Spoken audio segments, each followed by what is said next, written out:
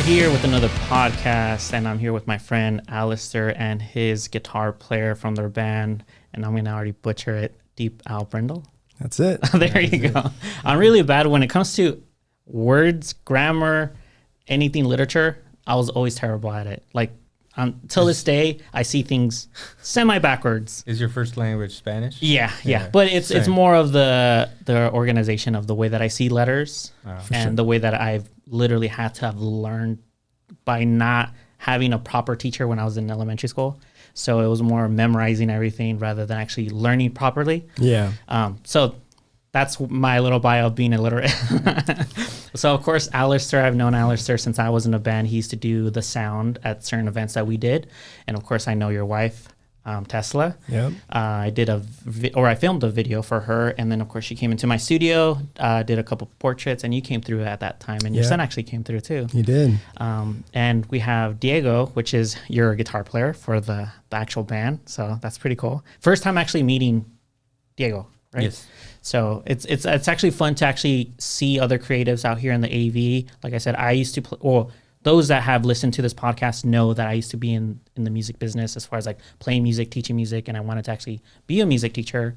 And then I just gave it up all of a sudden. So it's just it's nice to see someone from the past doing something that I was wanting to do and is still currently pushing, that pathway of creativity, which is, I know firsthand, it's really hard to do anything musically. Yeah. Selling, pushing your concerts, pushing your merch, pushing anything musically right now. I can't imagine how much you guys are doing the behind the scenes, so it's very admirable. Behind the scenes right now, I have my homie, Danny D. Danny, there you go. There you go. I was waiting on him to switch it. I've known Danny for a good minute too. He goes back into the days where I used to play music, and he had said, or I remember when he threw a show, and I remember you being there, and I'm like, bro, you've met Alastair via that event, but of course you guys don't remember. I don't know. It's been a good minute. He's old too, so it was like so many years ago, probably like it was an art show 7-8 years ago. I don't remember. He threw an art show. He had a bunch of he had rappers, and I think he had my band, and literally he slowly coming out. Together. Yeah, I just can't think of the location. I'm pretty sure once you go home and has no relationship as far as like the conversation that you're gonna have currently at the time, you're gonna be like, oh, that's the guy, and I remember him from here and there, but at that point it's not gonna matter anymore. So once again, I'm gonna have Alastair and Diego kind of introduce themselves as far as like who you are, where you live, because like I said, I know Alastair, I know where you live, but I'm pretty sure those that listen to my podcast don't know where you guys are currently residing. And of course, maybe a little bio as far as like how you guys met, how long have you guys met, and then how long has the band been together, and then just small little biography as far as like where you guys are going. Sure. Want to go first? You go first. I'm Alastair Wilson. I play drums in the band Deepalbrindle. I'm from Lancaster, California, and I've pretty much been here a majority of my life. Started playing music at an early age, like in my teenage years. What were the questions? My last four of my social is... Right. What was the length of time that you've been in this band? And also, when did you meet him as far as like when you guys actually... Did you guys meet in elementary school, junior high, high school? I think we met... when was it? Like, it was like... How old is Ziggy? Yes. So my wife was pregnant with our youngest, Ziggy, and... I took this big like audio gig for like this local festival called Grace Fest, and it so happened to be that my wife went into labor the weekend of that festival, so I needed to like find a last minute sound engineer and sound tech to like cover this festival, and a friend of ours got us connected. Okay. So I met Diego the day before the festival, and then. I came in the morning, helped set up, but he ran the show. That's awesome. Yeah. And while you're saying this, for whatever reason, deja vu came into my head. I met you at at that festival. Really? Yeah.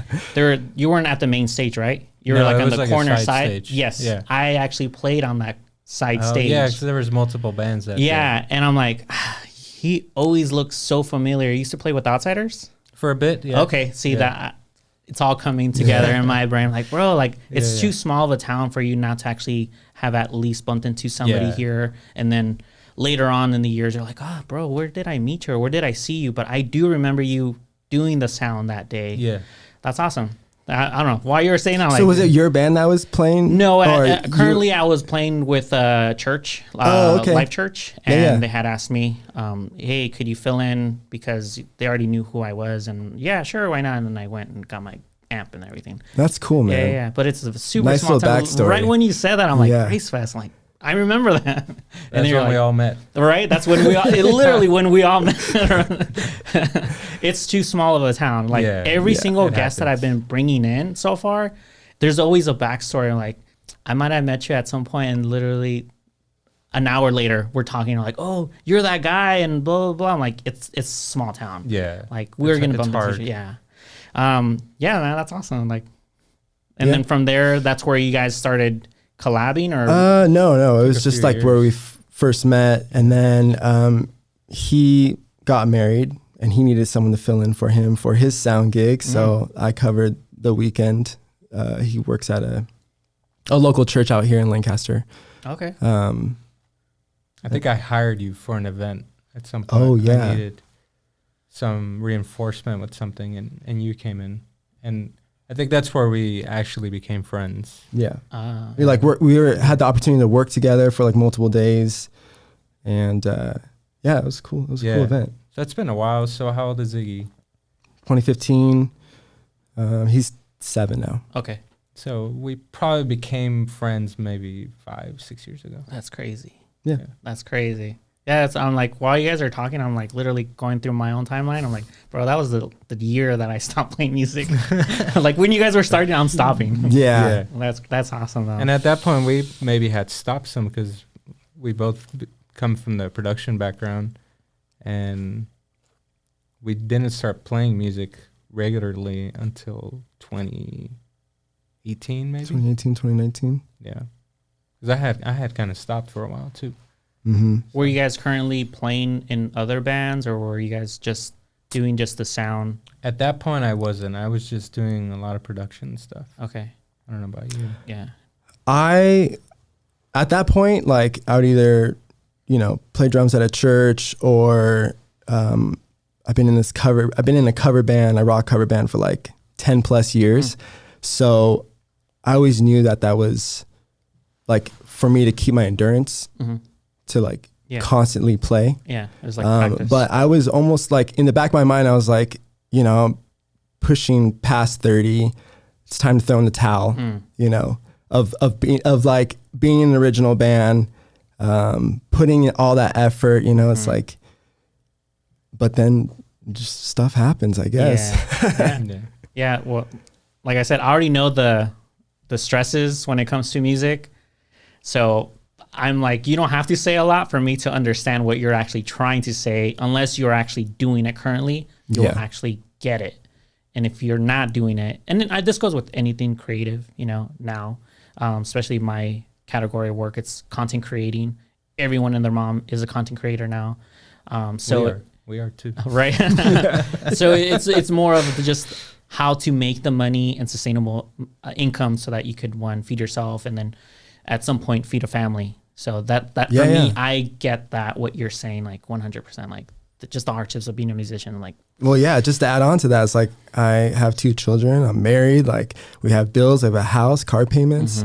So, the idea of, trying to sustain and then also accomplish what you're wanting to accomplish when it comes to the music side. Yeah, it's at that point in my life, it was so far out of reach that I was like, all right, I tried. Yeah, I'm not going to give up music, but going down trying to pursue that route is. So was the sound, or I guess because you do sound for events and everything, and I remember you from doing sound for my band. That's kind of where we're connected. Yep. was it something that you were already in the back of your head, like, hey, I want to stay at least within the realms of music, so let me at least learn this craft so I can make some sustainable money, and then hopefully the dream will happen while I'm doing it? Pretty much. Okay. That was the closest thing to playing music and getting paid. So, I mean, just live music in general. Like I'm consumed in it, and I love it. It's like, it's a part of my life that that's awesome to like. That's just what I'm into. Yeah, and you said you were before doing cover bands. Yeah. Were you in an original band at some point? Yes. Man, back in high school, being in a band with homies from high school. Okay. And we put out like an EP, 2 EPs actually, and we tried to do the whole thing, and we just broke up. So was it just common interest that wasn't really there? Or it was more of like it was in my, like, because I started in my late teens into my early 20s, and at a certain point everyone's like, I gotta get a job.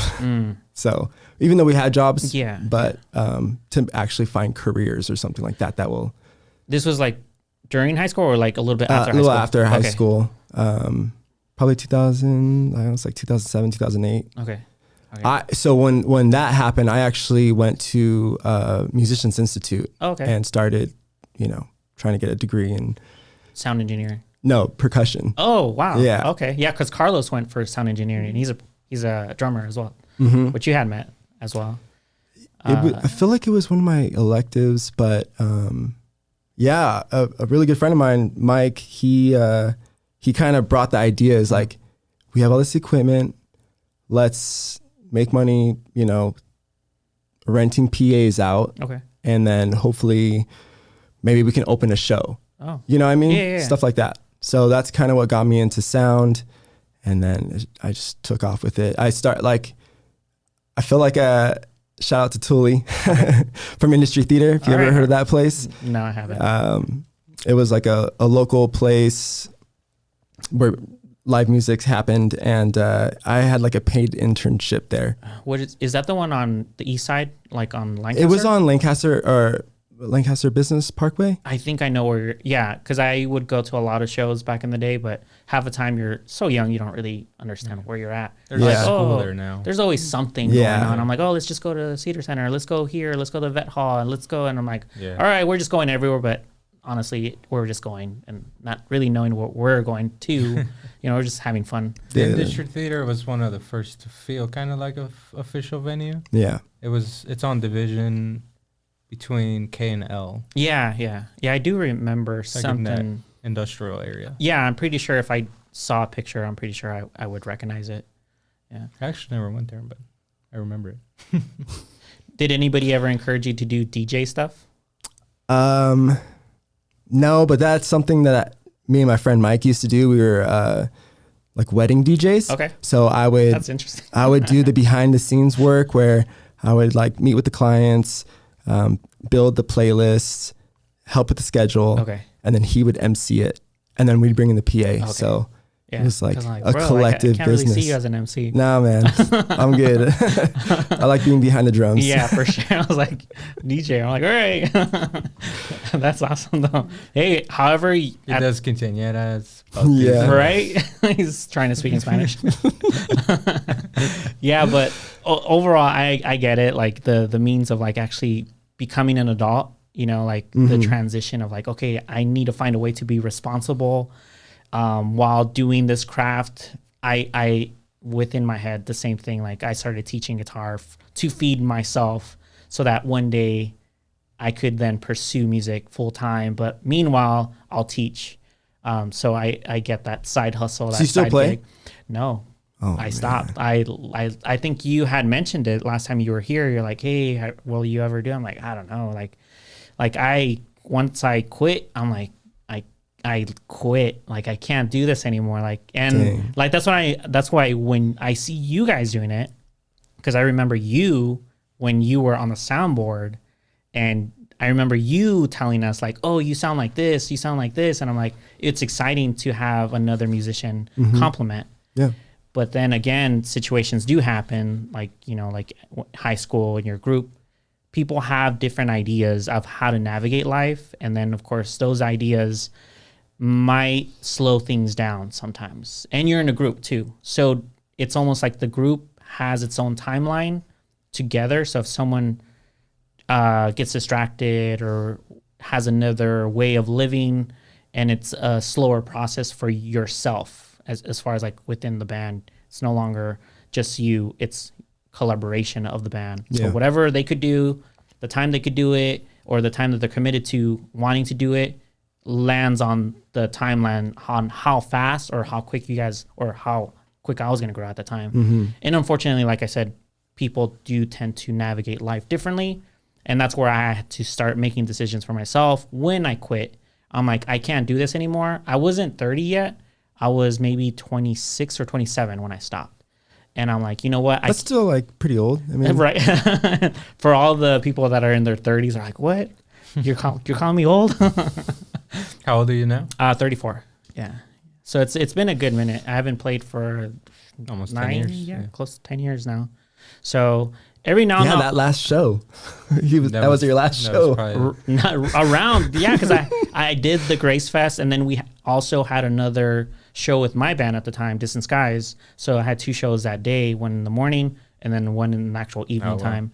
So, but yeah, it was just, I was fully invested in it. And then, like I said, it was more just, I couldn't see it going the way that it was going long term for myself, because I didn't have certain things that certain people had, and I had to make certain decisions for myself. I'm like, you either make some income or you're going to get stuck here, and that's it. And then, of course, it's just going to delay a process of like regret or resentment. So being broke as hell. Yeah, exactly. Musicians, man. And now hearing from Alastair, I kind of want to hear a little bit about Diego, because Diego, like I said, we've technically met 6 years ago. The guitar player Diego. And I'm pretty sure I had seen you a couple times, because like I said, when we're talking, I start to remember stuff. I'm pretty sure you know Freddie. He's also a guitar player and also a drummer. He used to play with Outsiders. What's his last name? That I don't remember. What about Gamboa? Yeah, I know. Okay, so yeah, Gamboa used to play the drums, and then Freddie used to play the guitar. Okay. But then you would fill in, I think, when he was out. Okay. That's kind of where I'm like, oh, where's Freddie? And then I would see you every now and then. I see. Yeah. You mean, you don't mean Fernando? Yeah, there you go. Okay. Oh, I know him as Freddie. Yeah. Freddie? Yeah. Fernie. There you go, Fernie. Yeah, there you go. We know Fernie. Yeah, there you go. There you go. See, it's been so long. It's just like all little snippets of like pictures in my head. I'm like, I remember these people, but I'm not involved in music anymore. Right. So I don't see them or associate anymore. So it's little by little, the memories coming back. Yeah, Fernie's a good friend. I had breakfast with him yesterday. Actually. Oh, sick. So, so you want to know a little bit about just me? A little bit about yourself. Cool. So I'm 30 now, actually. I grew up half of my life here in the AV and half of my life in the Valley. And when I moved here, I was 14, 15. And my life changed. I hated it here. I was so used to walking everywhere in the Valley, taking the bus, kind of doing whatever I wanted. I had a lot of friends, family. And then when I moved here, that just stopped. It was go to school, come home, and that was it. So either I got into trouble or I chose to find something either that was sports, or in this case, it turned into music. So I dove really deep into music, and I started learning guitar on my own, keyboard, sound design, all that stuff. So my life just kind of shifted in that direction, which I'm grateful for. And I used to play at churches a lot. There was a church that my parents still attended in the Valley. And that's where I really grew as a musician. We were making albums. We were writing original music. So it really allowed me to really grow, not just as a musician, but as a producer and all that. So in the era of like post-high school, I needed to decide what to do. And my parents were a little concerned. You know, I wasn't going to college, or I was going to ABC, but, you know, just bullshitting my way through. Where we all do that. Yeah, it was like, we're like mostly just for the fab let's stuff. just act like we're going take mathematics that we took in high school. It's dumb. Electives, and it really just was to collect FAFSA and have money to hang out with friends and stuff like that. Pay for your insurance. Yeah. So at that point, I decided, all right, I'm going to take music a bit more serious, and I joined a band from Santa Cruz in like 2012. I graduated 2011, and 2012, 2013, I took that pretty serious, and we toured some.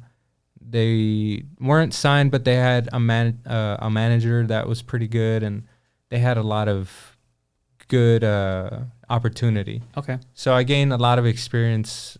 I was with them maybe 2-3 years, and it opened up a lot of possibilities for me. And then from there, I realized, okay, this makes some money, but this means I have to always be gone. Yeah. I wanted to get married. And I was like, all right, well, what else can I do? And then that's when I dove into engineering, and I got pretty good at it. So I started doing a lot of freelance audio work, and then finally landed a more like secure gig, which is typically houses of worship. They employ people like that. And I landed a place here in Lancaster called Desert Vineyard.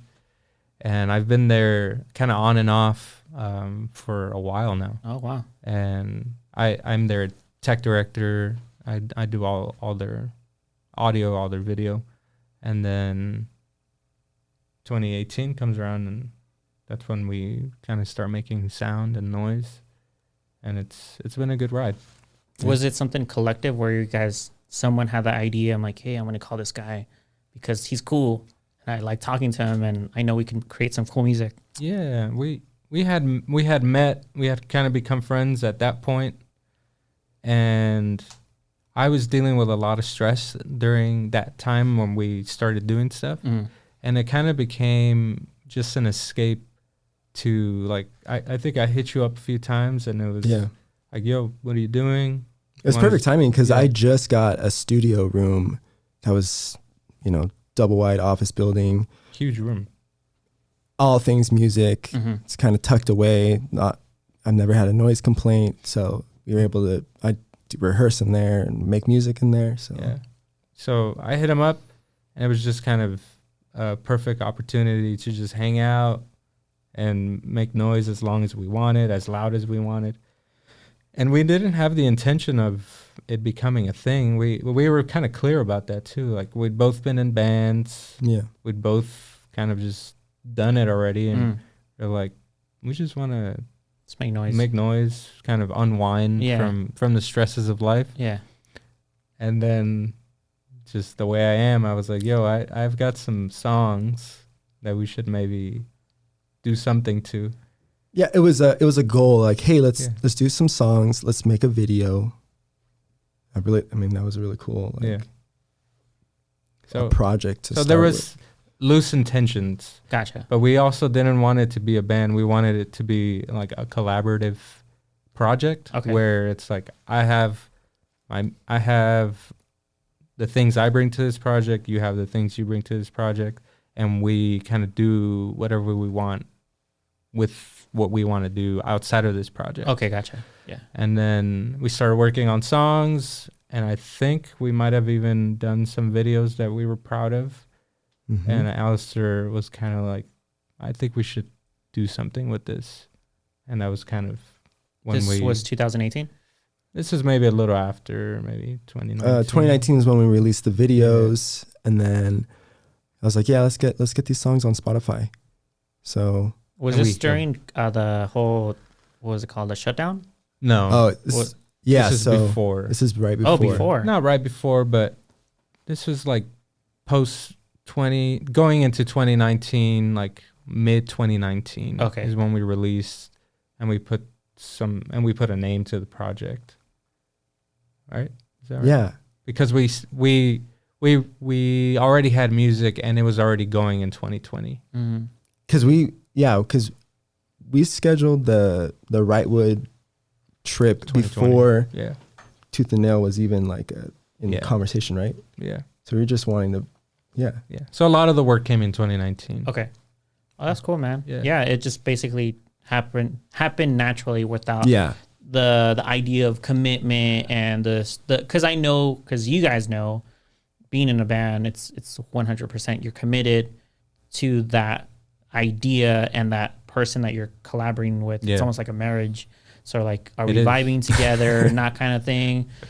So I 100% get the idea of like, okay, you have a space, you like the certain type of music that I like, we get along, we could actually have a conversation every now and then besides playing music. So maybe let's just create a song, and then from there you guys kept going. That's pretty much it. Yeah. Yeah. What's going on, Danny? Turned off? Yeah. It's probably the battery. You're good. I didn't charge it well enough. It's good. Yeah, it's just one of the cameras. Oh no, there you go. That the battery, or facing him. Face your face, Danny. They need to see what I'm talking about. There you go. There's Danny. There's Danny. I'm back live. Yeah, that's cool though. Like every now and then, the whole concept of writing music will come into my head too, because that was my whole plan since I could remember. But it just, things happen, you know, like life goes where it wants to go, and you can't predict anything. You kind of just go with the flow.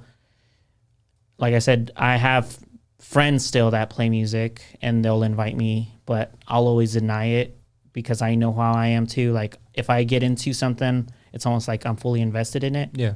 And I can't do it, you know, like don't make me do it. You can't half-ass. Yeah, I can't. Like, I think my drummer from high school and my friends from high school, they also play music. They invited me to play in November of last year for a small birthday party. And it was just going to be covers. And we started practicing for like a month and a half. And I'm like, I can't do this. Like, it's more, you start to feel that creative side of you. And I don't want to do a cover song. I want to write original music. And that's where it really hits. Because now instead of practicing the cover songs, I started writing music unintentionally, because you just start strumming, you know, like, oh, that sounds cool. And then you start putting a melody. Oh, like, oh, that sounds cool. And then like 2 hours later, like, oh shit, I just lost 2 hours and it's not going to go anywhere.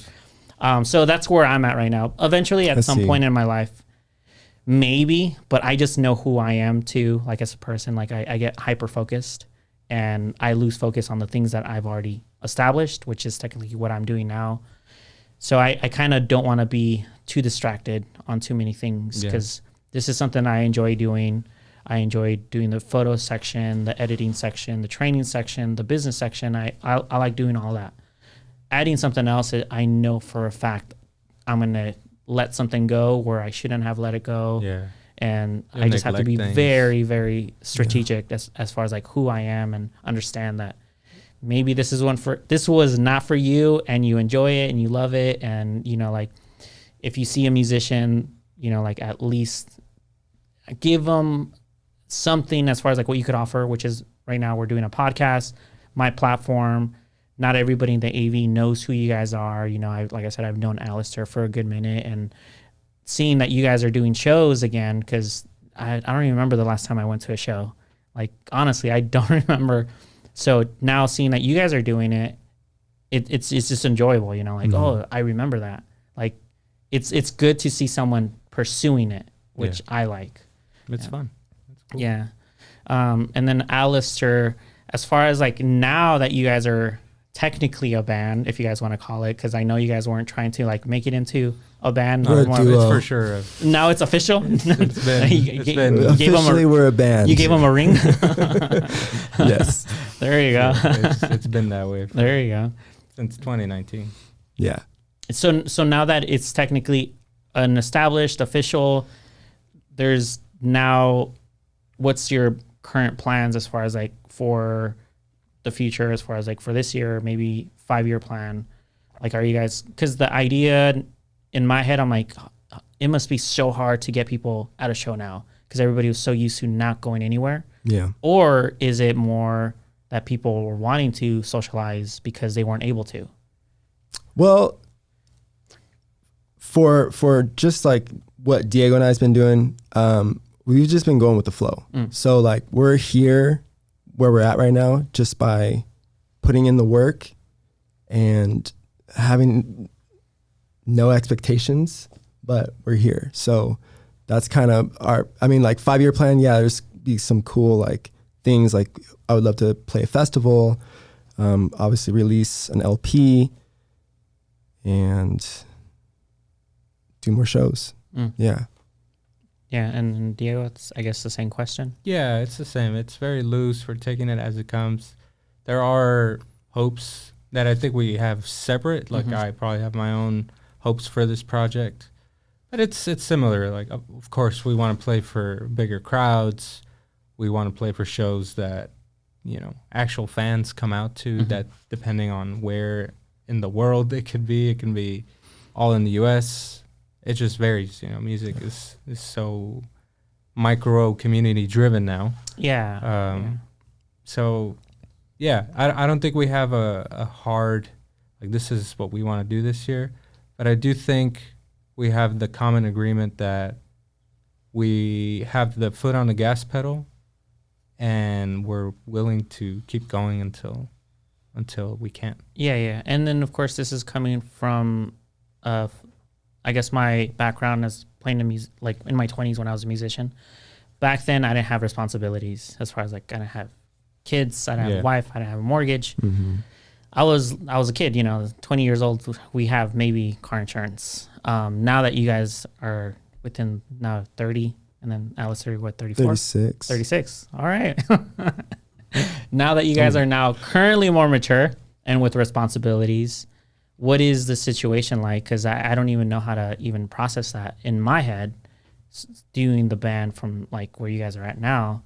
Like, because I know you had said that at a certain point you guys were touring, you guys weren't really, or you weren't really home with the other band. Have you guys processed that?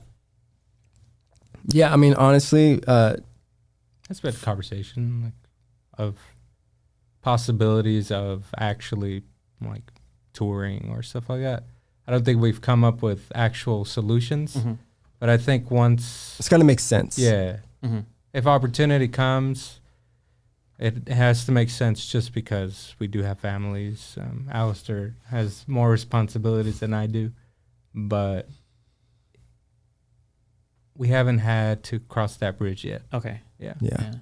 But we've talked about it. Okay. Yeah. Yeah. As long as the conversation has been led to like, it could happen where a festival may see us and it's a 2 to 3 months thing or whatever. I don't think they would run that long, but No, but still, like even a tour or something. But even if it's like a month long, you're still letting go your commitment. Like not only your family, you're letting go of work, jobs, all that. and then It's all gotta make if you're sense. already established with a work or with a job, you know, people don't forget. Hey, you remember you said this, but then you told me you had Of a course. tour. Now I'm not going to call you next month. So it's one of those, like, I'm like conundrums. Like, you want to do it, but then how do you do it where you're not losing too much of your responsibilities? Yeah.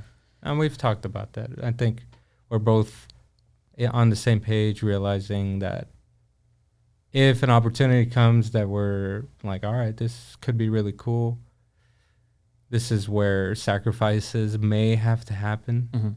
And those might be hard, you know, where we could, you know, in a scenario where we have to put work on pause, that's hard, you know, because you come back and you may not have a job. Yeah, exactly. And, you know, all that stuff. But I think we both have very supportive wives. Yeah. And that helps a lot. Yeah. And at this point, it's not a hobby anymore. Like, we're actually doing it. Yeah, you can't make it a hobby. You know? Yeah, and You guys we are believe in it. Fully invested in it. Yeah, I believe in it. I think there's potential for it. I'm proud of the stuff we make. Yeah. Same. And I think the work is there. There's a artist that I look up to. His name is Ira Glass, and he talks about the gap. And the gap is like your early age of making art, whatever it is, work. You're here, and then there's the opposite where, you know, you're at a more mature place of creating. And sometimes you're caught in the in-between where your taste is, you know, developing and getting better. You know what you like, but you're not necessarily there. And I feel like we've been in this state of expanding our taste and really like trying to get there. And I feel like we're getting closer and closer to closing that gap and really doing really good work that we're both proud of.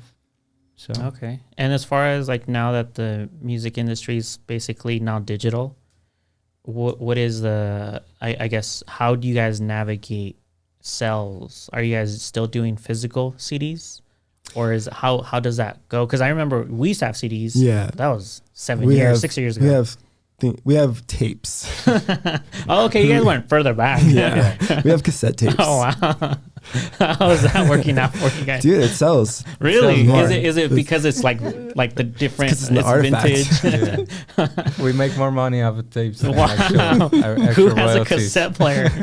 I was like, wow. Does it come with the boombox? That's extra. All right. It's hard. It's hard to make money off of digital sales now. You have to be, getting millions of streams. Yeah. So it's hard. I think we actually had a meeting about it today. We're hoping to get better at it, just to grow our following and our fan base and our streams, all that matters. But it's hard. It's really hard to make money right now. Yeah, for sure. What is my actual question was, if it's not physical something like a CD, and now you technically mentioned cassettes, are you guys going to rely on the stream to actually make that income? Because I know you already said that it's hard, but what is the middle ground for you guys? Like at a show is technically we're going to sell our merch and we're going to sell something to like provide us this time that we're putting, I think if we get, you guys know? I was going to say, right now, I think we're just focusing on finding our fans. Okay. So like, you put out, like, you're not going to make money right away, but it could eventually happen. That's what the label's for. Yeah. The label is like the bank. Yeah, they provide the money to make music. And then I think in the future, we'll either make money from placements. Okay. That's either like publishing on a show or a commercial or something like that. And then eventually tours. Okay. Yeah. No, the only reason I ask these questions is because I'm no longer in the music. I'm like, maybe these guys know the answers because you guys are still in the music section, and I'm always thinking more business oriented, and I'm like, okay, what are they currently doing? Because I'm no longer thinking that way, because I'm no longer having to answer or ask myself these questions. Just creating content, like constantly trying to create content, whether that's YouTube or music or. Are you guys like vlogging and all that stuff? No, not necessarily. I mean, at some point we'll have to get into that in a more short format, like a TikTok format, or a reel format. Yeah, I would agree to start getting into it because you could monetize it, and now that's where your revenue could come in to supply whatever you guys need it as well. Right. No, it's just more of just the questions that I've been asked as far as like even 7 years ago. I know for me it sounds like a long time ago, but that I remember selling CDs even at that time, and even then it was a hard thing to do to sell something physical. So for me, I'm like, what would I do now? Like, would I just give them a thumbstick, plug it into your laptop? Here's my song. Right. But even that, it's like most people subscribe to a streaming platform. Yeah. It's like Spotify wins all day. Yeah. So it's harder. It's unless people that will buy things from you are people that care for you, and that's typically friends and family. But actual fans are probably just going to listen to you on a streaming platform. No, for sure. Or buy a ticket. Yeah, buy a ticket to a show.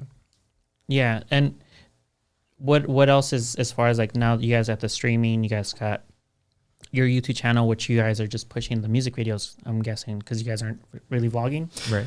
We did a short series on our trip to Wrightwood. Yeah, some documentation, some documentary type format videos. Okay. And I guess there was a bass player that I saw on your music video. Is that just a friend that just jumped in? Yeah, it's our homie Mario. He didn't just jump in. Like, him and I have been playing music since high school or just out of high school. So him and I have been in multiple bands. And so when Diego and I started working on music, he's like, you mentioned to hit up Mario, or you hit him up. He's been a friend of mine too. Yeah. Yeah.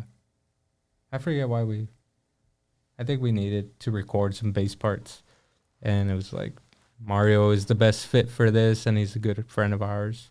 So he's not in the band, but he plays with us live all the time. Yeah, and I was actually listening to your guys' songs today before we had the podcast. Are you getting your sound off of the because you have openness as far as like a lot of ambient on your guitar and it's very synthesized? Is there a specific influence as far as like maybe your church background? Yes and no. Like I draw from all places, but a lot of it is from bands that I grew up listening to. Okay. Like M83 or U2, Coldplay, which have influenced the worship. Yeah, and I was church gonna say world. 100%. They Like, love that delay and Yeah, reverb. and so I think it goes beyond like church stuff. So bands like that, bands like Explosions in the Sky or Hammock, which a lot of that open ambient guitar tones come from, and yeah, there's just so much I pull from. Okay. Yeah. No, I just when I heard your tone, I'm like, oh, I remember that. Yeah. I know where that's coming from. So it was more of just like the comparison of like Right. what I remembered. And like, oh, I see what he's doing. Yeah. But like I said, I was actually listening. Nice. And I think I should listen more as a fan rather than a musician. Because Right. sometimes you get too into the specifics and you're not really listening like behind. I'm like, oh, you should just give into the actual sound as a whole For sure. rather than pieces. But I've yet to not learn how to do that. So it's hard for me to actually go into that. Yeah. Like I was listening to the single that you guys just released, or the one that with the music video. There's 2 on that music video. Your bass player was in it with the TVs, I believe. Oh, IHY. There you go. Yeah. It was in a room. Yeah, there you go. Yeah. Yeah. It kind of gave me that 80s synthesized, but then I could almost see like an image of like just the maybe eight bars, the intro, like a modernized Scarface scene because it's so synthesized. And I don't know if you guys seen that movie. Yeah. That synthesizer is there, and it from there I'm like, oh, this sounds cool. Yeah. You know, like it kind of just gave me that Miami kind of like very Like a modern part in time. Yeah, exactly. But that's what I got from that. That's cool. Yeah. Yeah, a lot of the stuff that I do, I own a lot of vintage synthesizers specifically from the 80s.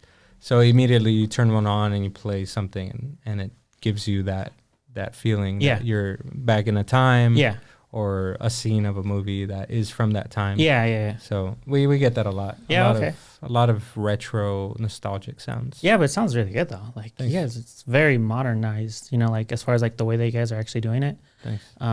But yeah, it was more of just like, oh man, this sounds I could see it, you know, like if they make a current Scarface, plug it in. You know, just that small piece. I'm like, just loop it.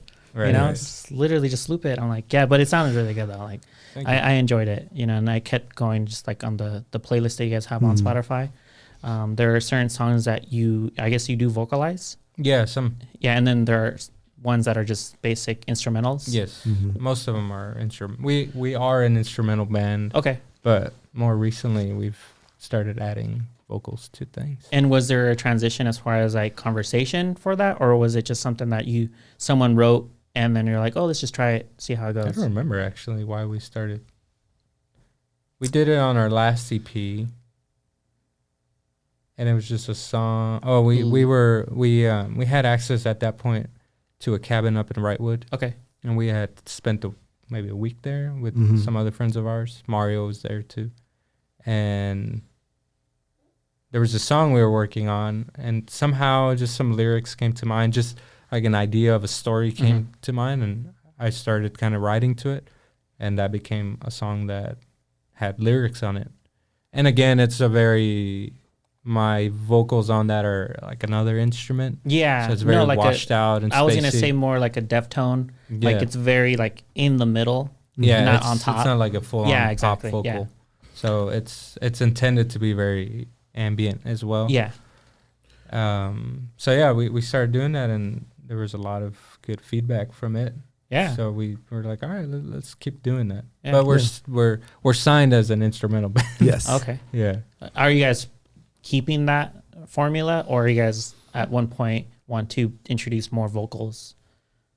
I don't know. Whenever it calls for it, I Okay. guess. Yeah. Yeah. And this new EP has more vocals. It's got 2 songs with vocals on it, and then there's a collaboration, which is a full-on pop song. Yeah. Yeah. Cool. So, yeah. That's cool. And as far as like the structure of songwriting, how does that happen? Or is it something that you just hear or maybe play on the drums and then you follow? Or is it something you come through with, hey, I have a riff, Yeah. and then let's play with it? How is your structure of writing right now? Typically, it's a full-on demo I've already made where most of the parts are there, or at least sections that are interesting. And then either we get together and we work on the arrangement of it just to put it together, and then we elaborate on production. So adding instruments to it, real drums, program drums.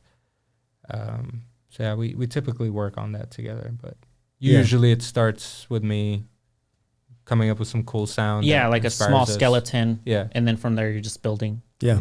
Okay. Yeah. No, it's just very interesting to actually see how everybody else like creates stone music. Me, it was different. Like I would record on my phone, and then basically I would already structure a song and then take it over to band practice. They would hear it.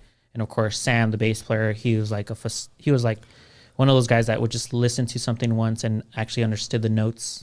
So he was like, oh, instead of playing this minor chord, play this. And then I'm like, all right. And then from there, it was just like basically just cleaning it up, but the song was already made. Yeah. But yeah, it's just nice to actually, different for yeah, everybody. exactly. Yeah. I think I already had that concept of like where I wanted the sound to go, Yeah. and they were just kind of making it better for me. Nice. Because I think they have more of the natural ear, I would say, for music, and I was more of just like the go-getter. I'm like, let me just write music because I want to do this for the rest of my life. And whatever free time I had, I would just write new songs. And then they were more of the natural, I have natural rhythm, or I have natural ears, or like the vocalist, she was just naturally gifted with vocals. So she was a vocalist and she was really good at lyrics. So, but me, it was more like, okay, let me just keep doing this because I want to do this for the rest of my life. And I want to just make sure that at some point, if I stop, I don't look back and, oh, you could have done more, or you could have done this. And I'm like, no, let's just do all of it right now. Right on. And right now, when it comes down to the videos that you guys are doing, is it a friend or is it you guys? It's mostly us. We produce them. We're obviously performing. So then from there, we either hire someone, or it's usually a friend of ours. Like this last one, it was a friend of mine, and it's all just one shot. So it's 2 songs combined, and it's just one shot. So it goes from scene. It's like a scene to scene, all in one shot. But typically, they're all produced by us. So I'm a nerd when it comes to video and all that. So No, that's good. I come up with all the technicalities of it and how it needs to be shot, and then we just have buddies. And you do post as well? Yeah. Oh, that's cool. So I edit, I make all our visuals, I put all our videos together, I mix all our music. Dang. Dang, he does everything. It's like one-stop Alastair, what do you do? I play drums. He plays just drums. He handles a lot of like the social media stuff. Okay. He handles a lot of the booking, a lot of the hard shit too. Like today we were doing a lot of ad managing. Okay. And he does a lot of that. Are you just more like you go and talk to the people, like more of the business? Sometimes. Okay. Like, yeah. So I'll just handle the social media stuff.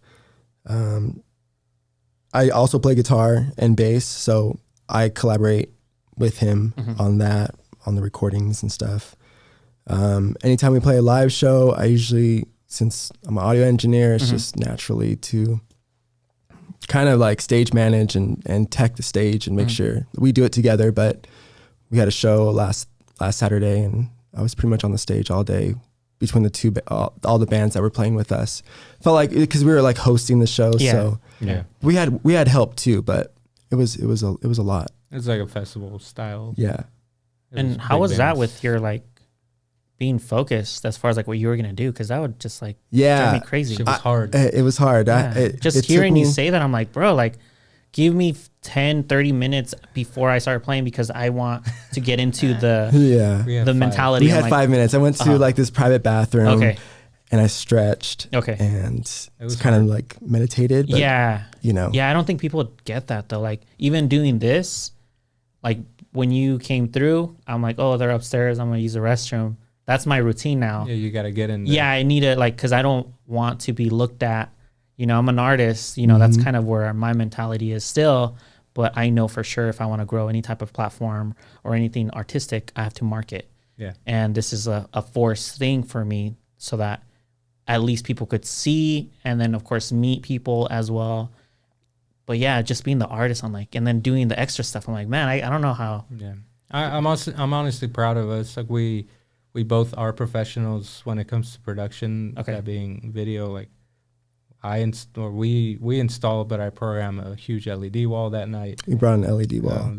That morning, we were there all day, working with another friend of ours, and then I had to direct video, like make sure everybody knew what they were doing. He was kind of handling all audio, and Set up merch table. like all the logistics of Green room. Yeah, we made a show that typically happens with 10 people. Yeah. Essentially, it was just us two. Yeah. Yeah. And we still played a good show. That's Yeah. awesome. You know, with that day was a 30+ hour day of not sleeping. Mhm. Oh wow. So What about the rest of the bands? Were they collabing as far as like any of the production, no, or were they just invited? just invited. Okay. Yeah, so we just released an EP last Friday called Late Night, Early Morning. And throughout the process of that EP, we were able to work with this band called Kids. They're label mates of ours. They're from Florida. They recorded vocals on a song called Out of Love. And then Roy. Yeah, Roy, which is a hero, like a true hero of mine. I grew up listening to this band called Mute Math when I was younger, and he was part of that band. Okay. They've been broken up for a few years, but I reached out to him prior to starting that EP, and he agreed to come help us produce it. So he's producing it with us, and it was kind of a dream of mine to work with him. And then when we were putting this EP show together, we had the crazy idea of having him and the drummer of Mute Math, which is a legendary drummer, Darren King, come do a show, or come and perform with Roy. And somehow it worked out. They're working on a new project that they don't have a name for yet, but after Saturday, they for sure are going to be a band. So we worked that out. They were like, yeah, we'll be there. Flew him out from Nashville. Wow. So the fact that they played together here started a lot of rumors because they've been broken up as Mute Math. So it was kind of a big deal that they performed together. So there was a lot of energy that night. Oh wow. Yeah. Because of them and because of us. So we had a great show. Like it was close to selling out. I don't know. It just all made sense. Yeah, That show made sense because it just kind of surrounded everybody the that EP had and been around us. Okay. yeah. That's awesome. Yeah. So, Dang. And as far as like, are you guys trying to put more shows together, like yourselves, or are you guys, or have you guys been invited as far as like now that you guys had currently just played that show? Is there something in the books? Nothing right now. It's too soon, but I think there are some opportunities around the corner. Not super like set in stone, but I think there's some cool things. Hopefully that will come up in the near future. That's cool. Yeah. I think the whole event, like the concert stuff, like I just remember just the bars, just like little events, or like you see like tables and it doesn't even look like a concert. I'm like, Yeah. No, this was cool. It was at Transplants Brewery. yeah. And true concert. they even collaborated with us. They came out with their own like themed beers around our EP. Oh wow. Yeah. It was dope. It was a good night. Like, Yeah. It felt like a proper show. I think it's awesome that now we have a venue like that too. Yeah. Because I don't remember It's having the only anything like one. that. As far as like when I was doing it, we had Beck's. Right. And man, the sound there was terrible. Like God, like everything bounces, everything's feeding back. That's a tough room. Transplants is actually trying to like create a platform for local bands and for bands that are bigger that need a place to come through town as a stop on whatever run they're on. Yeah. So it is the only place in town within maybe 50 miles that is a proper venue. Yeah. No, I've gone to their, I don't even know what they have, like little game nights. Okay. You know, Like so I've trivia nights. yeah, the trivia nights. I've seen the venue and everything. No, yeah. This past Saturday, it was a true concert. Like Yeah, and then I know they have like cover bands there now, and then these other events. And like I said, my friends are just pushing that button right now. They're like, "Bro, we just no, I don't want to play no more. It's over. Don't do what I'm you don't want to done. do." I quit. No, It's a lot of work, man. it is. I couldn't imagine. Like, I don't know how I would be able to do it. Just the idea of doing what I do on a regular basis, and then going home, changing, and then figuring out, hey, now you have band practice, so you now need to drive somewhere in the evening time, or I don't know how your guys' schedule is, but that's how, when I had a band, it was you work all day, you go home maybe for 5 minutes, and then you head over to band practice, and you start band practice, and then it's already late, and you wake up the next morning doing the regular stuff. And Yeah. Well, that's why our EP is called Late Night, Early Morning. Like our first one is called No Rush, No Curfew, which we made during the pandemic. And it was the idea of it being juvenile, not having responsibilities. We didn't really have jobs at that point because our industry shut down. Yeah. And we were just kind of in limbo, and we made that album, and it was cool. So countless hours being up late at night, either my studio or his studio. And we did that. And then this one is the opposite of that. It's like the maturing and realizing we have responsibilities. We have a job to go to the next morning. We have wives and families to tend. And yeah, so that's what this EP is about. And I think even from a sound standpoint, sonically, I think there's a maturing that feels like, oh, okay, they leveled up on this one. Oh, for sure. So- I definitely hear the production value that you guys put in. Like, it sounds clean. Thank I was you. like, dang. Like, I think before you came through, we were talking about just sound stuff, like mixing, and Alastair was telling me, is this? I'm like, I don't know. I just know when certain things sound off, and something sounds off when I listen to, like, when I'm editing, and I'm like, yeah, but I EQ it a little bit. He's like, yeah, you could do this, but he was literally going off of like specifics as far as what it could, certain things that we were talking about. Right. I was like, I have no idea, but if it sounds good, it sounds good. sounds You know good. exactly, but Yeah. I just don't know the technical side as far as like what goes on into the like the sound tech, I guess. Right. As far as like what The you guys, engineering yeah, the side of it. engineering part, I lack on. I know a little bit of it just because I would mimic, and then I'll just redo again. You know, I know how to put a microphone on my amp, know where to place it, because every venue you would start to notice like the sound engineer, you could tell either if he was a little lazy or just not even trying. Just hang the mic. Yeah, and then he's like, bro, you didn't even check where my speaker was at, or Yeah, if yeah. it was a 112 or 410s, and you put it way off, or In the middle. yeah, where Or it they shouldn't be just long. hang it from the So top. I started to kind of get those like, okay, it should be placed here. So if you walk off, I'm just gonna move it just a little bit to the left, because I Yeah. know where that's where my speaker should, or where the mic should be at. Right. But it's not like I could tell you like why. Right. It's just more But like, you've seen it. yeah, exactly. I've experienced it enough where I'm like, okay, it should be there because Right. it sounded good at some point, or someone told me, because Right. I would go and record with people that knew what they were doing, Right. and they'll tell me just make sure that it's here, or all that other stuff. For But sure. It's a good thing to do. yeah, it's more just like the copycat. But like Yeah. I said, I'm not the I know what I'm doing Right. because this cable should be this cable, and you know I'm just more of just like, hey, connect it here, and That's then fine. But you're doing it. if it sounds good, or if it sounds a little bit good, or I think we were talking about, I do hear a little bit of a sound. It's almost like a sound gate on how I'm doing it, but most people won't hear it, but I hear it. You know, like the normal listener won't actually hear what I'm talking about, but I hear it, Right. and I'm like, what is this? And then every time I just have to EQ. I'm like, I know I could get it better, but I haven't figured it out. And I guess Alastair was telling me like it's just a process of elimination.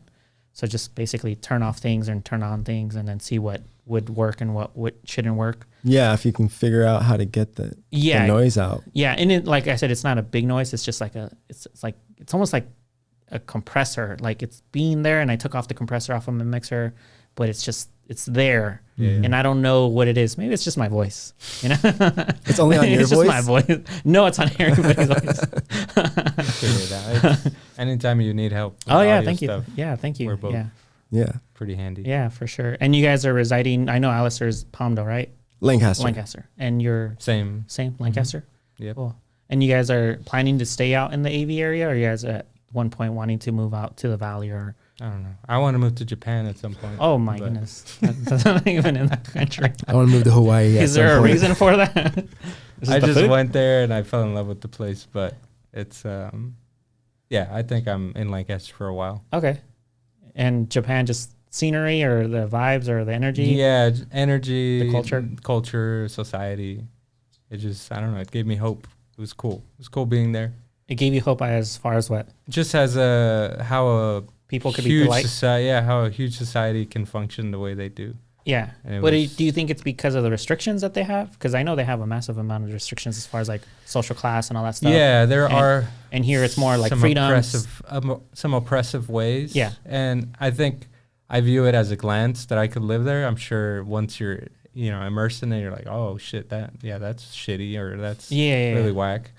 I can't Google this. Yeah. What? Yeah, they do this. There's a lot of oppression towards women. Yeah. And just classes, there's a separation of things. Yeah. But I think what I did like from there was, I think everybody has the common agreement that they think about others in the decisions they make. Yeah. Here, I believe we're very hyper into ourselves. Yeah. Just like, we're like selfish. Everything comes to us. Everybody, we're our own celebrities now. Right. Hyper individualism. That's the word that I was trying to look for. It's a very different, I would say here, maybe England, Canada, it's fairly similar to the US. Even Mexico is now getting very Americanized. I notice it more on the way that when I meet a certain type of girl, like, oh, you're not from California, because I could tell the way that she talks and the way that she responds to me. And I'm like, oh, wherever you're coming from, I want to go there, because you're nice. You're a nice person. Yeah.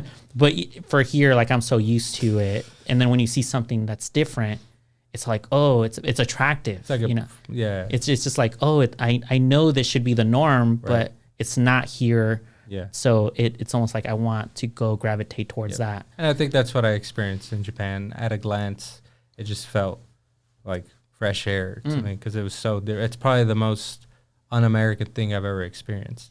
Were you there for like a week or two? It was like a week and a half. Okay. Yeah. And just the experience. Okay. Yeah, just the experience and just how much they care about things, the attention to detail, the attention to cleanliness. It's just amazing. It's pretty inspiring for me. The way that they basically just focus on that one task. Yes. Yeah. No, I could definitely see myself wanting to at least experience something like that, because I'm kind of similar. Like, if I want to do something, I want to go all in. Mm-hmm. And here you kind of see a little bit of everybody's trying to be everything all at once. So no one really becomes great at that one thing or those many things that they're doing.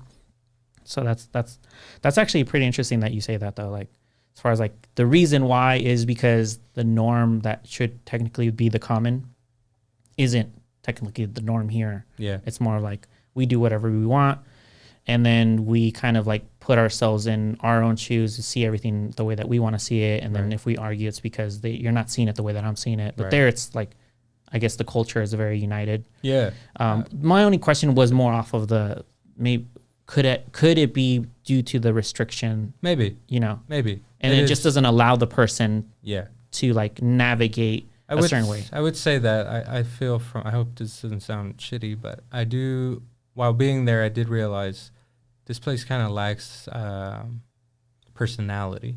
It felt very the same everywhere. But that was just my observation. Okay. And some of that may come from maybe oppression and just the way things are viewed as a society. Yeah. Yeah, because I think I guess the positives of having so much freedom is the freedom of like creating whatever you want, Of course. Regardless if it's like political or not. Mm-hmm. You know, it's just the freedom of to create, and that from that creation comes more creations, like inspire someone else to create their own thing. But out there, because they're structured a certain way, their art it's still the same type of art because you know they have the fonts and all that stuff, but it didn't navigate so far away from it. So you could tell that it's that, you know, it's their culture still. No, that's really cool. And Alastair, have you gone to any countries this year? Last year? Yeah, last year my wife and I traveled to Italy, and that was an amazing experience. You know, there's a song that talks about lyrics talks about, I'm sitting on a bench older than my country, and it's pretty much, you know, it's like the streets have, you know, are made of pebbles still. I saw the Colosseum. So when we traveled, like, I want to continue to do that. Japan's one of the places that we want to go take the family to. So and as far as like Italy, you said, right? Mm-hmm. Was it a specific part of Italy that you went to? Rome. Oh, okay. Yeah. Oh, that's cool. Was it more the touristy area? Because I've never traveled outside the country, so I can't really say. Yeah, we stayed. We were looking for a place that was like central to a lot of places we want to visit. So it was close to like the Colosseum and the Trevi Fountain and a lot of good restaurants. Yeah, no, I do see a lot of foreigners. They're the ones that travel the most. You know, from Europe, they come over here. If not, they go to other places in Europe where they're just bouncing everywhere. Yeah. But for some reason here, Americans like to stay here, and I don't know what it is. And you know, It is cool to experience other cultures. I think Yes. it does broaden your perspective. I've done some traveling, and anytime I go somewhere, it does remind me that the world is huge and that there isn't just one way to do things. So it gives me perspective. It gives me sympathy for certain things that people do differently, and I don't know, it makes me more tolerable, I think. it just gives you a different perspective, Yeah. like overall, like Yeah. life and Life and the way to do things, the way to view things. It's so too. different in so Yeah. many places. Yeah. Like Italy's. I've been to Italy too, specifically who Rome. said, was it? I think it's Spain or Italy. I could be wrong because I have friends that do travel a lot, and they tell me the cost of the food is a lot more expensive. Was that what you encountered in Italy? I mean, we're talking about like euros, and you're paying with your credit card, so Not there's right now. fees and stuff Yeah. like that. Okay. I think we're stronger. Yeah, the dollar is a little more than the euro right now, which Then it could have been Spain then. hasn't been the Yeah, case. it could have been Spain that they were letting me know. I have a friend that's from Guatemala. She's a publicist. She came through with a friend that's Korean, but is currently living in Spain. And this was her first time, the Korean girl coming to America. And we went out to eat, and just the plethora of like, just regular stuff, what we were eating, hamburgers. She's like, man, you guys have so much variety, and you don't know how much it costs out there. Oh, wow. You know, like as far as like if you get a small hamburger, she was like saying that it's like $16. Wow. You know, like for It's getting like close. like a meal, right? It's like $11, $12 to just go to McDonald's now. Yeah. Not in and out. Not in Shout out. Japan. Like McDonald's is really Japan doesn't suffer of inflation, so prices have been the same for a long time. So the dollar goes a long way there right now. So me and my wife go to McDonald's a lot. We eat typically between $15, $16, and we would get the same thing over there, and it was $5, $6. Wow. Yeah, and it's better. And it's better. Yeah, It's just I think we import too many things from other countries, maybe. you know, and now there's more Price of restrictions for everything. transportation too. Yeah, the cost of like All whatever materials they're bringing in. Yeah, Now we're actually noticing, hey, maybe we should actually start making it over here, but yeah. it's too late now. We're gonna just raise eggs. Eggs are like $20, $16. I don't even know what the packet of eggs now. Like it's getting stupid. It is expensive. Yeah, that's interesting as far as like what you guys are mentioning as far as like going out of the country and all that stuff. Like right now, my situation is I can't travel Okay. because I was born in Mexico. Yeah. I do have a work permit and a social, and that's it. Are you a dreamer? Or? Yeah, I'm a dreamer. Okay. But it's just nice to have input from other people to just kind of like at least understand it. I'm like, oh, that's how it. That if they see it this way, then I at least apply it in some way. Yeah. There's no resentment on my end as far as like, oh, you can't do this, you can't do that. I'm like, bro, I'm doing what I want to, regardless of where I'm gonna go, you know. So, but no, I always like hearing the travel stories from other people, like, oh, their experiences, or how was the food, how was the cost of this, and the culture. What do you think about the culture? So it's just that's where those questions were coming from. It's just like the idea that I can't do it now is from like, let me at least hear it out from someone else. Nice. There's always Hawaii. Right? There's always. Have you been there yet? Not yet. It's a really cool place. Is it? What island did you go to? I've been to Maui. That's really a tourist spot. And then Kauai is a completely different island with surrounded by like a ton of trees and it's more green over there. So that's where my wife and I had our honeymoon. And I don't know, just being there, like something spoke to us where we just kind of felt like at home there. So it was cool. Is it just the openness or the water? Yeah, it's everything. It's like the plants and the weather and the water. Yeah. What about the people there? People were cool. Yeah. It's one of the places that most like celebrities will travel to because people don't care about celebrities over there. So they just treat you just like normal people. Okay, that's cool. Yeah. That sounds really cool. Except the tourists. You look like a tourist? Probably, yeah. They're just swindling you of the money. $5 for what? I don't know. Just give me $5. No, that's cool. Yeah, at some point I do want to go to at least Hawaii. Yeah. It's something that I haven't really even in my head thought about going to Hawaii. Maybe I'm not really interested in it.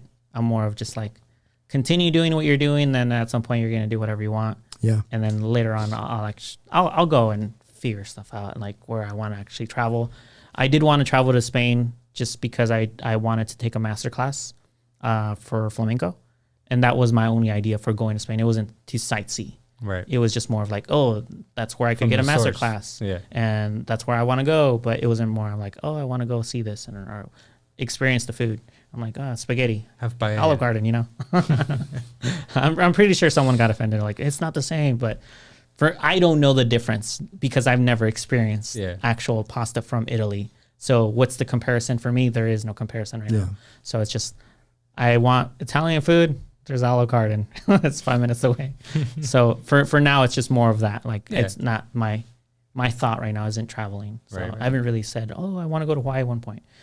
Maybe, but if it happens, it happens. Right. You know, I'm more of I like pine.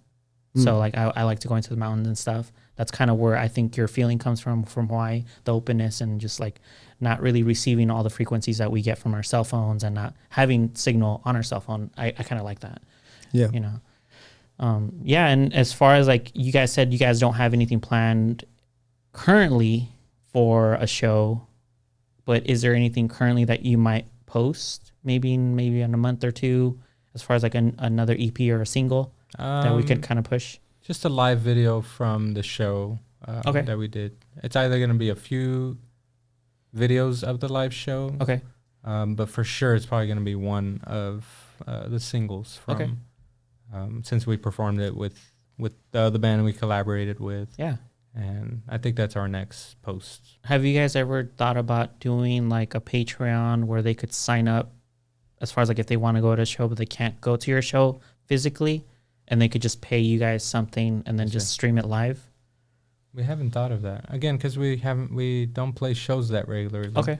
But if someone wants to come to our show and they can't, unless, they're out of state or whatever, but typically we'll pay for them or something. If they want to go and they're in town or close by. But we have streamed shows before. Oh, you have? Yeah. Mm-hmm. Full on shows. Oh, cool. Yeah. Like on your Instagram? We've done Instagram Live with full on production. That was cool. Facebook Live all at the same time. YouTube. Happened in 2020. That was Yes. one of the projects that we worked on in 2020. Were you guys doing like almost like super chats? Like donations? No, just free. It was free. Free concert. See, I'm thinking money right here. I'm like in my head. I'm like, how could I at least capitalize on this? I think that's something that we need to get better at is the music industry and music as a business. Yeah. But as of now, we've made music out of pleasure and out of love for it and respect for it, that money hasn't been, again, we have good jobs and it's not like we depend on music to make us money as of now. So we just haven't viewed it that way. It's been a very just like, we lose money on shit most of the time. Yeah. Well, we pay people. I get that. That's why I'm always like pushing the whole, like, if you're going to do something like live, at least have an option where your fans or at least family could donate $1. Hey, I need a new string. You know, at least $1 came through. I'm like, I'm gonna go to Target, get a new string. No, and it costs us a lot of money to put on productions because we pay everybody. We pay camera people. We pay audio engineers. Just because we come from that background, we don't like people doing shit for free. So we're just like, let's pay them their day rate or at least close to it, just so it's, you know, worth it for them. And they put out good work that way too. So yeah, for sure. Typically we lose money on productions just because we want it to be good. Yeah. But we do need to get better at music as a business. No, the only reason I kind of always gravitate towards that one, because I kind of understand where you guys are coming from when it comes to the music business. It's just the hardest thing to actually make $1. And then of course, now that I am doing something creative, I understood that no matter what it is that you do next, you have to make sure that there's some sort of supplement of income that's going to come through. And yes, do it because you love doing it and you enjoy doing it, but understand that you're using your time, right? You know, and that time is never going to be given back. Sure, the pleasures of doing certain things it's fun, but like you guys are saying, it's no longer a hobby, right? You know, it has to become a business. And now it's more like everything creative, everything artistic. I'm always thinking numbers now. I'm like, no matter what I'm doing, I'm like, there has to be some sort of number that I want to hit to doing anything, you know. And when you guys are talking, you guys are artists, your brains are always going to go after the art side of your brain. You're like, I'm going to create. And then from there, maybe at some point, I'm going to start thinking, how could I make some money off of this? Mine is more of like, how could I make money first? Yeah. And then I'll start creating it while I'm doing it. Well, that's cool. You know, the navigation is just a little bit different, right? Because I am coming from that like just artistic side, and you're trusting the numbers. I'm trusting the fact that I don't want to be poor, and that's where I'm at right now. Like I do want to keep creating what I'm creating, but it's more like I have to feed myself and I have to feed my creativity side too. So I have to interject both at the same time, rather than I'm going to create it. If I do create it, come up with a system how I could develop some sort of income from it. So if I was going to create a song, me, just myself, I'm going to record video, I'm going to record photo process of that, start a Patreon, and then start telling people, hey, you want to support my production? It's called da-da-da-da. I'll cool. Start like doing, but this is my brain now in the back of my head working as if I was you guys. But that's kind of where I'm at now because I understand how hard it is to do it long term, because of course there's a burnout for everything. And it's more of just like, at least if you don't make it into a label where they're feeding you the marketing side or the production side, you could at least build something or a system for your guys's.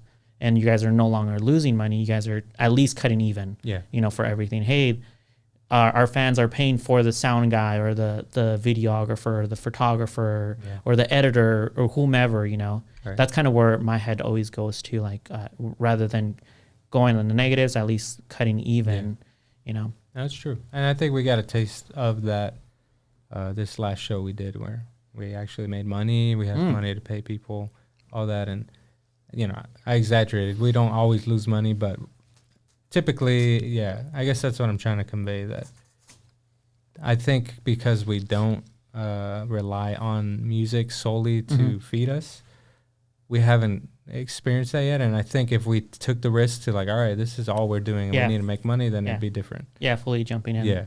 Yeah. So be living in our cars and our families. Right. Just move into one house. You take this room, I'll take this room. Oh man. We'll put a schedule on who uses the kitchen. That's what it takes sometimes. I mean, a lot of bands have to suffer a lot prior to making it. You know, so sometimes you do got to take ballsy risks to achieve certain things. Yeah, I think those stresses too, like, will allow you to just, like, not even care about how tired you are, you know, because you're so stressed about, like, yo, I need to make money. So let me stay up another I know I've been working 16 hours. Let me do another hour. Now 17 hours. Rather than if you are comfortable, you're more than likely just going to do the regular, the way that most people would do it. Right. And I see it more on my side, because a lot of people come in here and like, hey, how do you become a photographer, videographer? And I'm like, well, was the last time you made a video? And they tell me, oh, it's last month. I'm like, you don't want to do it. Like literally, if you tell me, even if you said last week, I'm like, you don't want to do it. You have to tell me, oh, I did one before I came into your studio. Then I will see like, oh, you're hungry. You are going to do it, But a lot of people are more of like, I'm going to do when I feel like it, that kind of thing. It's hard to leave your comfort zone, but sometimes some of the best stuff comes out of that. Mm-hmm. No, I agree. The stresses or the anxieties, I feel like more of that stuff is more energy to like convey into your art rather than just do nothing with it. So just the idea of like, hey, how am I going to feed my family? You start to process certain things differently. And then you start to create certain things differently too, because, hey, something might have happened that day that pissed you off. And then you're just hitting your drums a little bit differently. Mm-hmm. And there you go. You just made a new sound.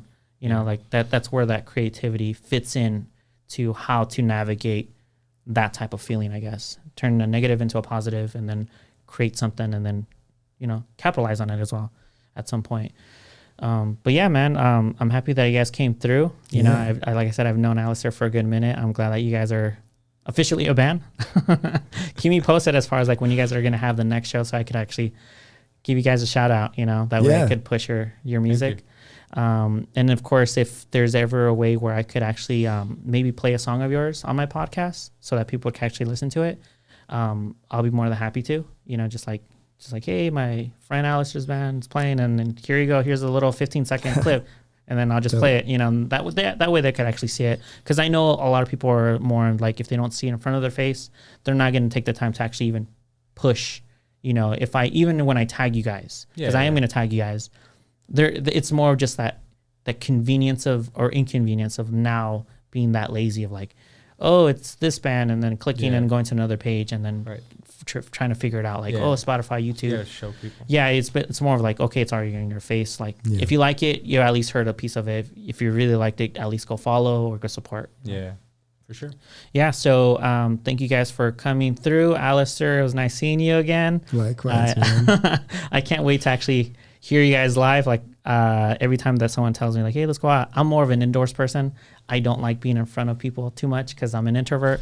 It's too much energy for me. I was more of a on stage person than being the person looking at the band. Yeah. Even when I was looking at bands, I had to be distracted by the camera. That's how I picked the camera too, and I started taking pictures. Yeah. So I'm like, at least I'm focused on the camera, not the people around me. There. Yeah, exactly. Yeah, so I'm the same way. I have a hard time going to shows. Yeah. So if you guys do have a show, I'll definitely plan on. You can come take pictures. Or no, I'll go do something. I'll be behind Alastair. Like, I'll go support just in case you drop a stick. Hey, here you go. Here's another stick. Right. But yeah, definitely keep me posted on everything that you guys have going on. Dropping any new songs or dropping new shows if you guys ever get a scheduled. For sure. And then I'll definitely push it as far as like on my platform. You can see the live stream on YouTube. Okay. Yeah. So yeah, I'll see a show of ours. I'll tag it. I'll definitely tag it on this pod, and then I'll tag your YouTube channel, and then I'll tag your Instagram, and then I'm gonna do clips too for IG so that it could be pushed a little bit more too. If there's anything that you guys want to convey before we end, like any last words, maybe to those kids that are coming up that are struggling too, any words of wisdom? Don't be broke. That shit sucks. Don't be broke, bro. Get a job. Get a regular job. Coming from a guitar player. Yeah. No, hard work pays off. Okay. And consistency and perseverance and all that stuff is true. Okay. So shout out to my family, Miles, Ziggy, and Tesla. There you go. Love you guys. There you go. And I'll probably bring in Tesla at some point too. Because I do want to support her business as well. So thank you guys once again. And thank you. For those that listen, thank you for listening. And I'll see you on the next one.